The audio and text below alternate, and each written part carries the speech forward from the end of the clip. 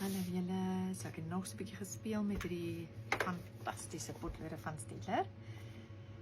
Julle, hierdie kleure nee, is net soos, dit is incredible. So hierdie keer het ek regtig nie by een kleur gebly en hierdie poskaartjies is vir my so lekker. So hierdie het ek letterlik 'n lyntjie getrek en hom dan begin blend.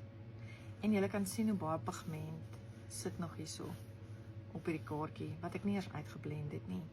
Hierdie is ongelooflik. So ek het letterlik net geometriek gedoen. Hierdie het ek net baie water opgesit en dan spat ek dit so met my vinger dat dit al hierdie spatsels maak. En soos hierdie is nou maar net 'n sirkel. Dit is regtig plain want ek gaan nou vir julle wys wat ek daarmee gemaak het. So dis net plain. So as jy 'n ou raampie by die huis het en jy het 'n cricket, want julle weet hoe lief is ek om goeders te combine, dan kan jy nou hierdie baie plain, want dit is letterlik soos, hierdie is net 4 kolletjies wat ek met my vingers so gespat het, kan jy dan vir jou so verskriklike mooi raam maak, wat jy kan opsit iewers, soos ek hou baie van goed hier agter, soos julle kan sien. So, ek wil hierdie ene nou in daai spasietjie daar langs aan sit, kom ek maak so, dan kan julle sien daar.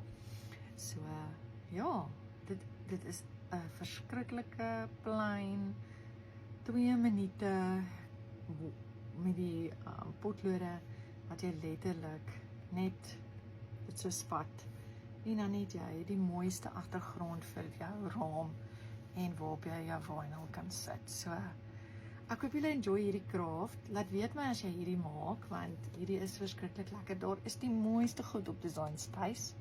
So gaan kyk 'n bietjie en ja, soos julle weet, is ek baie lief vir waterverf, so maak 'n bietjie ook vir jou raam, vir jou craft room.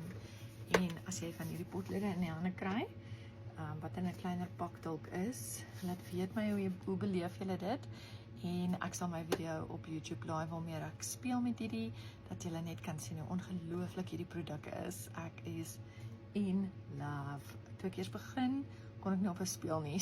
Ek moes myself nou daarin stop, want ek wil net een raampie maak, maar nou weet ek 7 verskillende agtergronde vir een raampie. So, ja, ek hoop julle het 'n lekker crafty naweek.